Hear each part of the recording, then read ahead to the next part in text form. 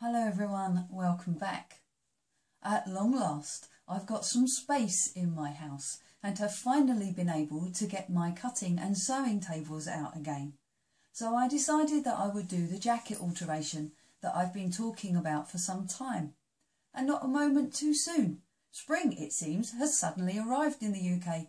It's too cold to go without anything, but it's too warm to wear a coat. So I've taken an old jacket that's been languishing in the back of my wardrobe for a while and decided to alter it into a shape that I'm happier with. If you'd like to see how to do it yourself, keep watching.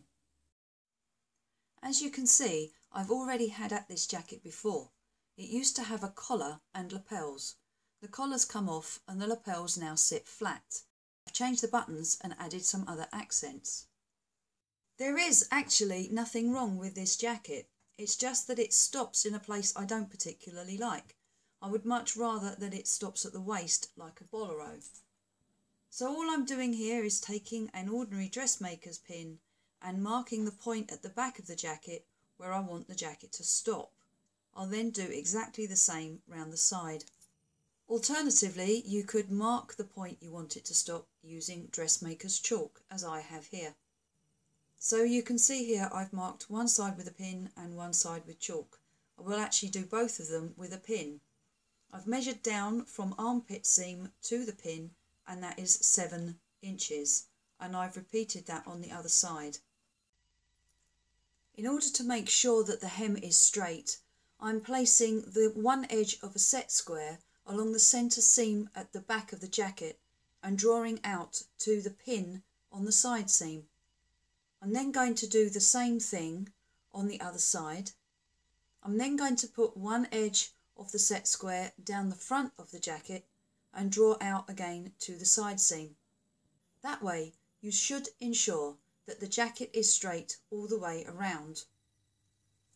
Once you've marked up your turn line, come down about ½ an inch and cut off the excess material, making sure that you've got enough for a good turnover and hem.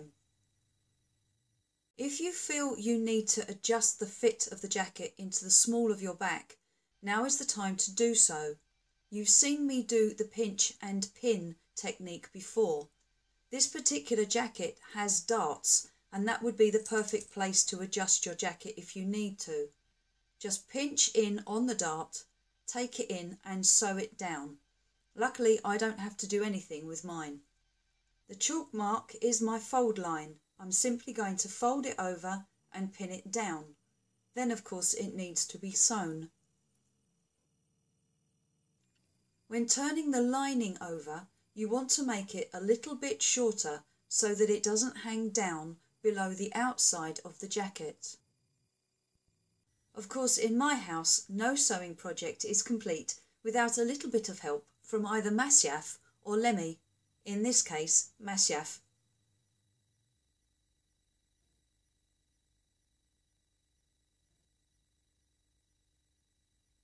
Because lining material has a tendency to fray, I've hemmed the lining using a zigzag stitch. And just to make even more sure, I've cut the excess off using pinking shears. To make the front corners nice and neat, I will hand stitch these later on. This bit is admittedly rather tricky, so if you're happy to leave your collars lying flat, you can miss this step out completely. I've decided I don't like that slight curve, so all of those bits have got to go in order that I can continue this straight line straight up to the collar. You've got to get your hand inside the lapel of your jacket to mark with a pin the straight line from the front of the jacket. Once you've done that, turn the lapel inside out. You won't be able to get it all the way down. Place the pin at the point where you want the stitch line to go and then stitch down it. You won't be able to get all the way down because either the buttons or the buttonholes will be in the way. Just do what you can. Snip off the excess and remember to snip across the corner so that it lays flat. Once you've done that, turn it back in the right side out. You can see that I haven't been able to get all the way down and there is a little bit of a gap.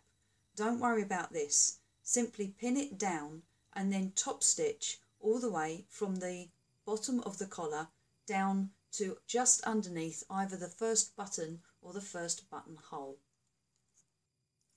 Of course, once you've done that, you've got to do it on the other side as well. So here is the front of the jacket.